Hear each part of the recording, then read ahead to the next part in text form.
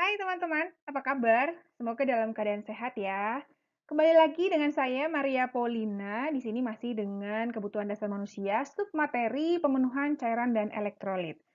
Pada materi ini kita akan mempelajari tentang asuhan keperawatan pada pasien dengan gangguan kebutuhan cairan.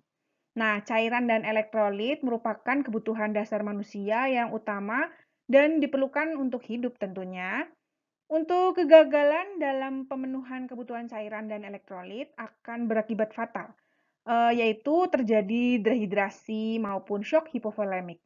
Nah, peran dan kompetensi perawat dalam pemenuhan kebutuhan cairan dan elektrolit pada klien mutlak diperlukan.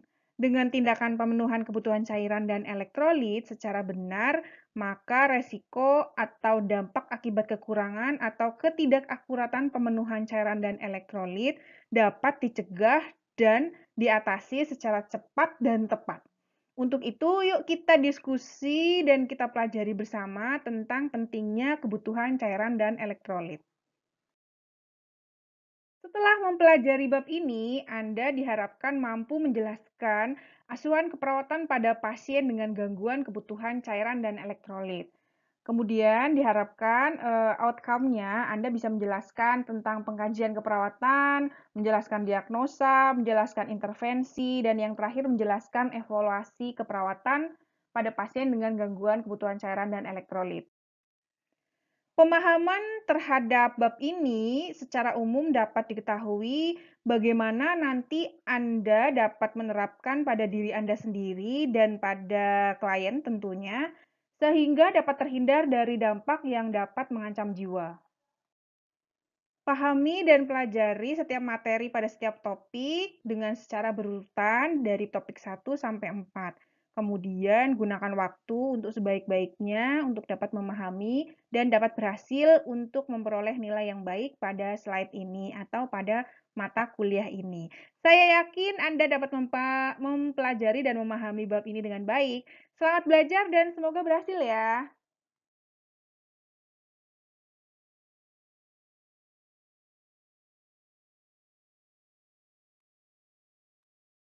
Perawat melakukan pengkajian untuk mengidentifikasi klien yang berisiko tinggi atau yang memperlihatkan adanya tanda dan gejala ketidakseimbangan cairan elektrolit dan asam basa yang aktual, dan yang mungkin berhubungan dengan penata laksanaan terapi penyakit lain yang dideritanya.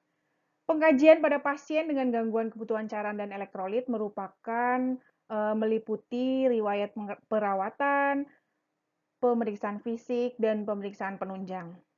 Yang pertama kita bahas yaitu adalah riwayat keperawatan. Pengkajian riwayat keperawatan dalam pemenuhan cairan dan elektrolit ditujukan atau difokuskan pada yang pertama adalah faktor resiko terjadinya ketidakseimbangan cairan elektrolit dan asam basa. Kita cek yaitu usia, apakah sangat muda atau sangat tua. Terus yang kedua kita cek penyakit kronik, misalnya ada kanker, penyakit kardiovaskuler, misalnya gagal jantung kongestif, adakah penyakit endokrin, contoh Cushing atau DM ya. Terus kemudian malnutrisi, PPOK, penyakit ginjal atau gagal ginjal progresif, bahkan sampai misalnya ada perubahan tingkat kesadaran. Terus kita cek misalnya ada trauma ya, cedera akibat kecelakaan, cedera kepala atau luka bakar, kombistio. Kita cek kemudian terapi ya, adakah yang tentang diuretik, penggunaan steroid, terapi IV, nutrisi parenteral total. Dan yang terakhir misalnya ada kehilangan melalui saluran gastrointestinal. Bisa karena gastroenteritis, pengisapan nasogastrik atau fistula. Terus yang kedua, kita tanyakan riwayat keluhan. Adakah kepala yang sakit, pusing, pening, rasa baal, atau bahkan kesemutan? Untuk yang ketiga, kita cek, kita pengkaji pola intake, jumlah dan tipe cairan yang biasa dikonsumsi, kemudian riwayat anoreksia, kram abdomen, atau rasa haus yang berlebihan ya.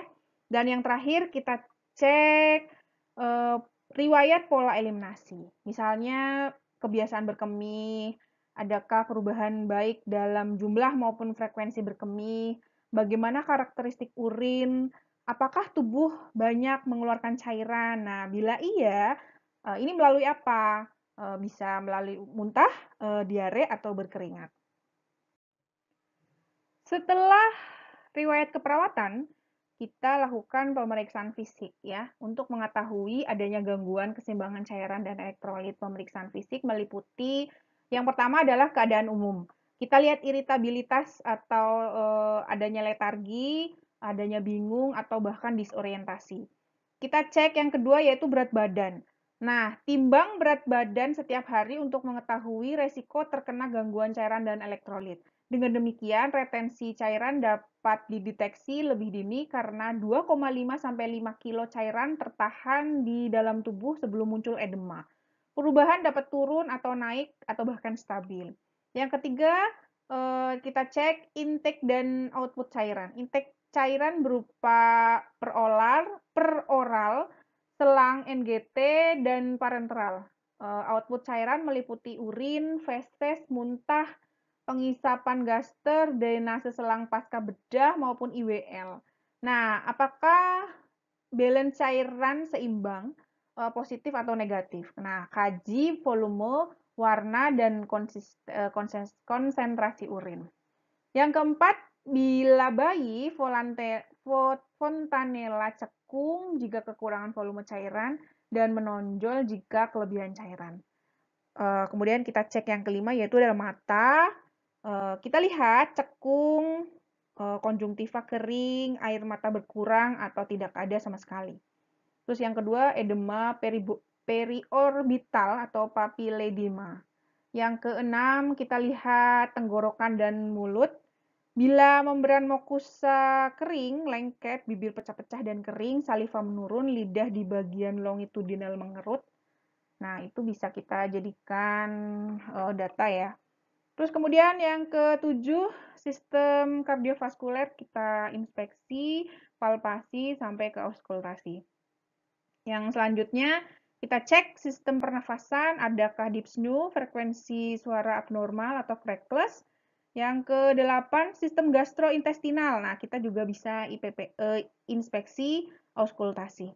Terus kemudian yang selanjutnya, sistem ginjal, adakah oliguri atau anuri, diuresis, berat jenis urin meningkat.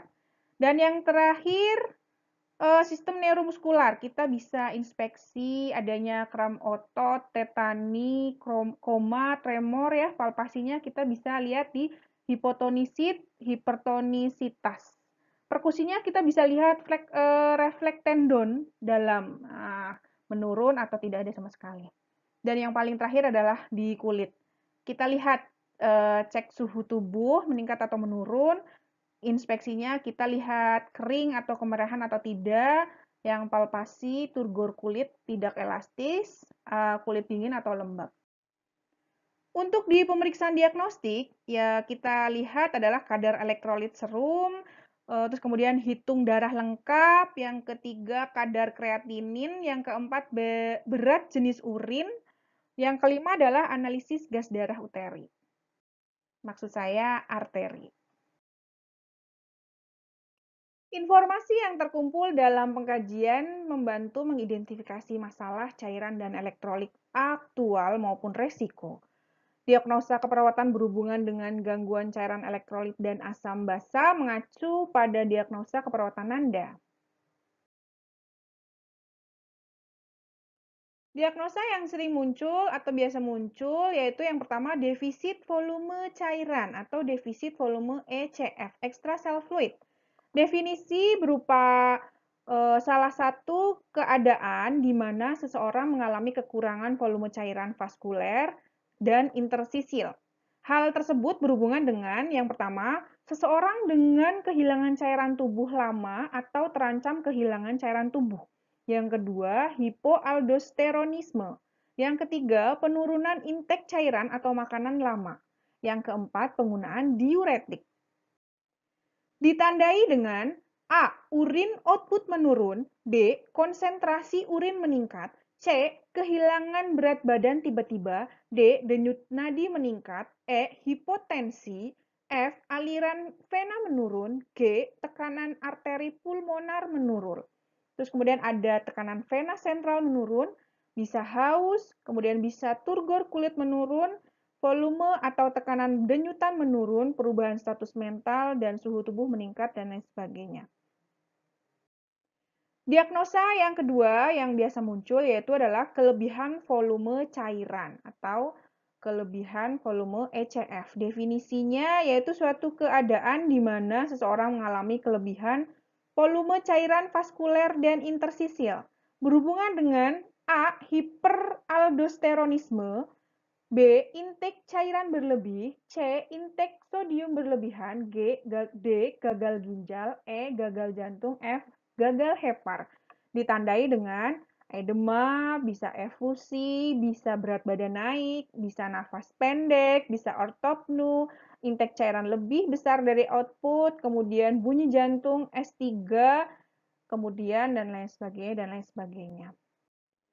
Diagnosa yang ketiga yaitu kelebihan cairan. Didefinisikan adalah kelebihan air atau hipoosmolaritas serum, di mana suatu keadaan manusia atau seseorang mempunyai air tubuh berlebih dengan berhubungan dengan pelarut.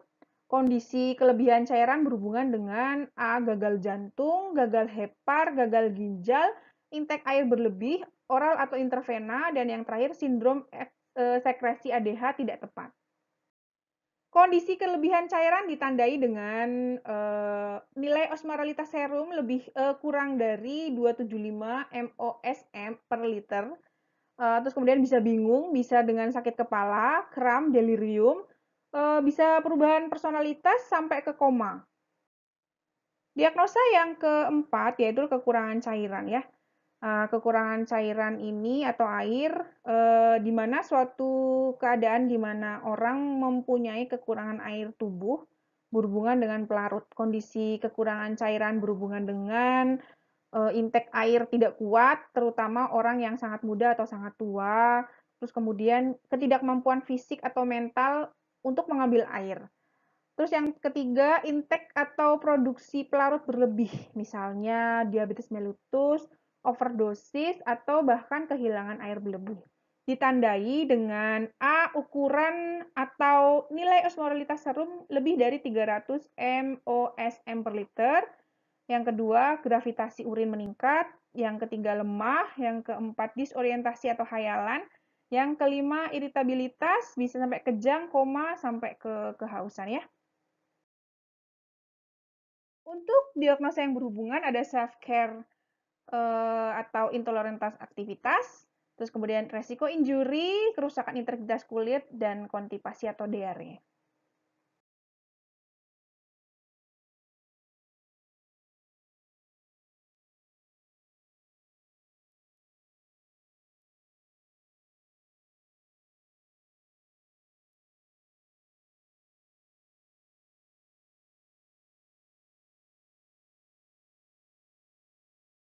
Rencana tindakan keperawatan ada dua. Yang pertama, mengkoreksi ketidakseimbangan cairan dan elektrolit. Ada 3 poin. Yang pertama adalah penggantian cairan secara enteral. Nah, cairan digantikan secara enteral melalui oral dan selang pemberi makan. Bisa melalui oral, bisa melalui selang pemberi makan. Poin yang kedua yaitu pembatasan cairan. Klien yang mengalami kelebihan volume cairan harus membatasi asupan cairannya. Pembatasan cairan seringkali sulit untuk klien, terutama jika mereka yang mengkonsumsi obat yang membuat membran mukosa mulut menjadi kering. Yang ketiga yaitu penggantian cairan dan elektrolit secara parenteral.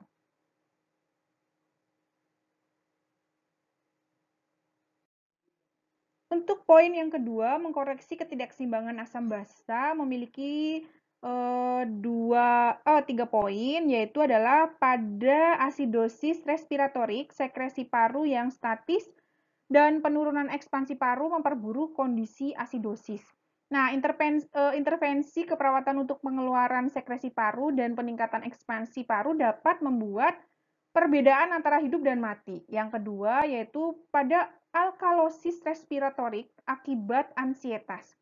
Tindakan keperawatan yang dilakukan, yang pertama adalah mula-mula memperbaiki alkalosis respiratorik, yang kedua melakukan tindakan keperawatan untuk menurunkan ansietas. Poin yang ketiga yaitu adalah memeriksa analisis gas darah arteri. Klien yang menderita gangguan asam basa membutuhkan pemeriksaan analisis gas darah arteri yang berulang untuk menentukan status asam basa yang keadekuatan ventilasi serta oksigenasi.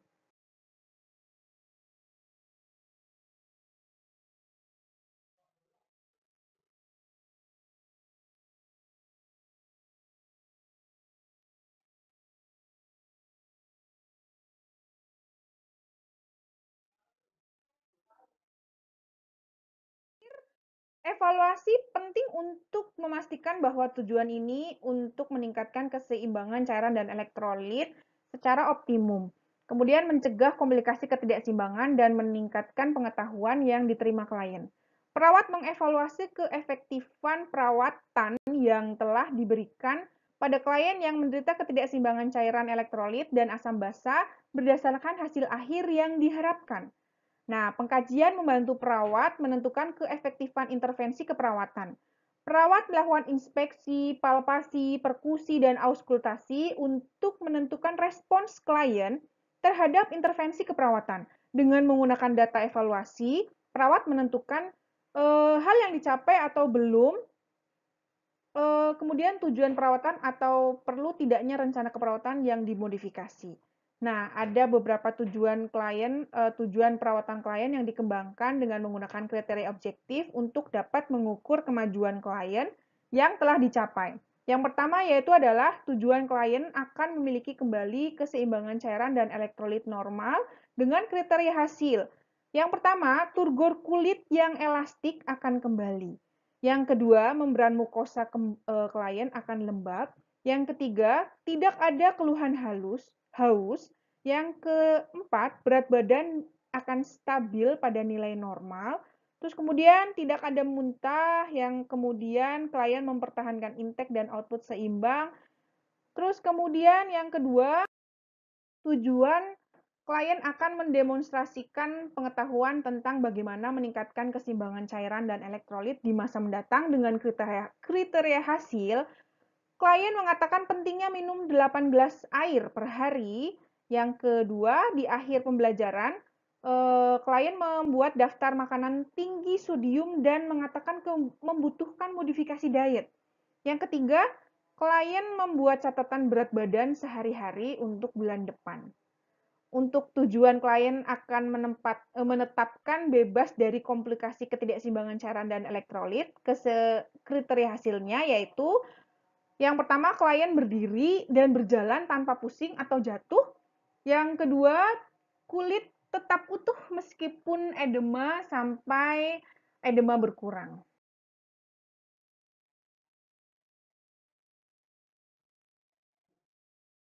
I would like to say sorry for some errors that I have made me speaking. Thank you so much and see you in the next discussion. Bye-bye.